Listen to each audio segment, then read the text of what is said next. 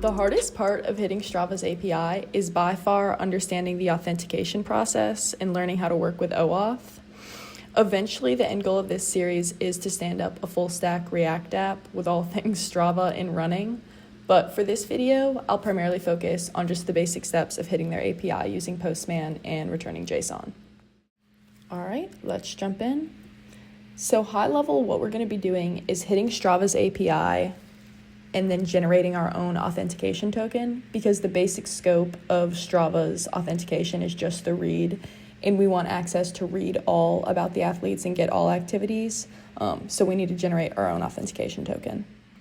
You can see I've already got my personal Strava profile pulled up, and it's got all my runs, my media, my gear. And I'm going to go up to my profile settings.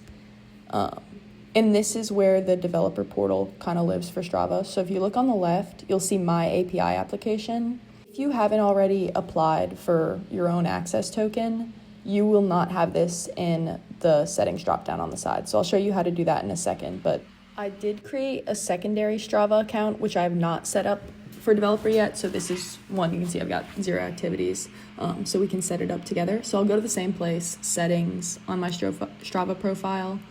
And then if you scroll, you can see I don't have that, my API at the bottom. But if you scroll down here, let's find the More tab. And we're looking for developers. So if you click on that, it loads up the Strava developers portal. And so here you can see we've got the API documentation, which we will be looking at later. But for now, we just need to create and manage our app. So we'll click that.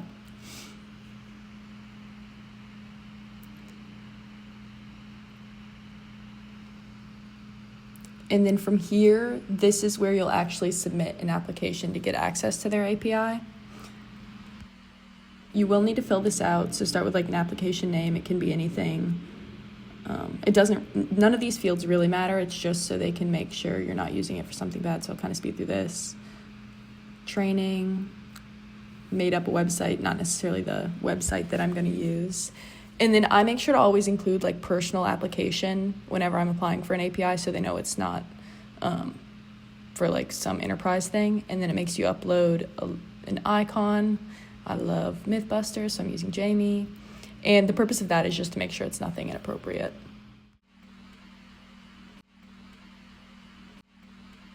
And it generates really quickly, so as you can see, I'm kind of flipping back and forth from the developer portal I already have. And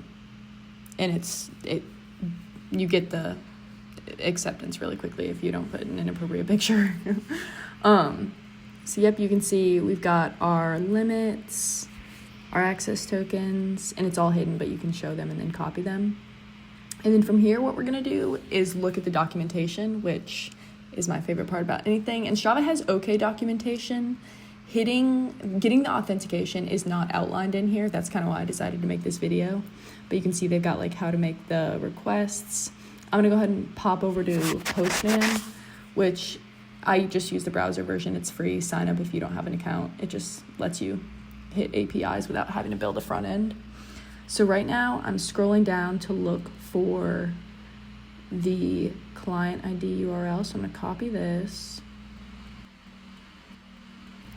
And we are just gonna paste this in the browser. And then from here, you can see it's got replace with your client ID. So let's go back to Strava. We're gonna copy that client ID and pop it in there. And then this is the important part. So you can see the initial scope is only read, but we want read all. So I'll put this in the comments, but this is the URL we want, the read all. And so see how it's got those extra items. And so what this is it's authenticating you to access your own data, basically. And so the site can't be reached. That's what we expect here. But Strava puts our code up there in the URL. So everything that's after the equal sign and before the and sign, we want to copy that and put somewhere safe because we're going to need that later. All right, so now that we've got our code that has our extended authentication, we can get started with our Postman request. So this That link is coming straight from the developer documentation. I'll drop it down below, but that is just to get the information about the athlete. And this information we should be able to get even if we just have the read token. So we're going to go ahead and copy that. And then this is where the documentation gets kind of funny, because this says you need the authorization bearer, but what we really need here is the access token key. So let's grab that. And then make sure you have access token written like that as the key, and then the value is your access token. We'll send it, and sweet, we've got all of our data about the athlete, which will be you. So you can see it's got first name, last name, then the user ID. And that is the first step of getting the basic data about an athlete. All right, now that we've got the basic information about the athlete, what we want is to get the activities. So we'll go ahead and add that to our URL.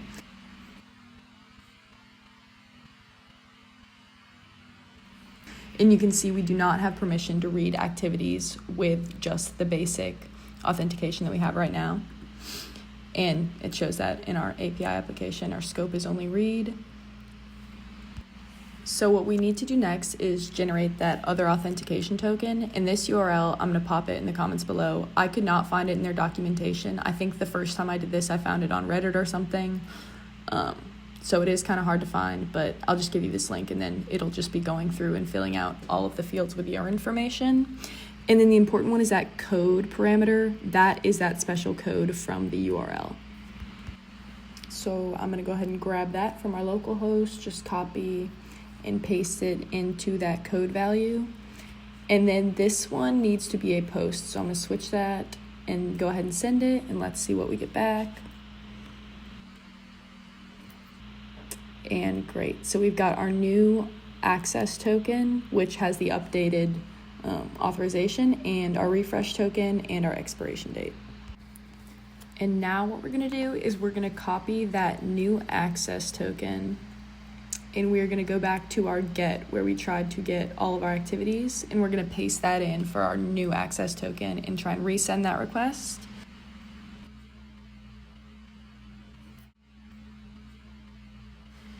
And there we go. We've got all the information about our activities, and I've only got one that I entered manually, so it's 100 miles at 34 per second pace. And you can see we've got the kudos count, the information about the map, which that's what we use in the full stack application. But yeah, that's basically all there is to it. And then you can just bring this straight into your app and do whatever you want with it. Thanks for watching.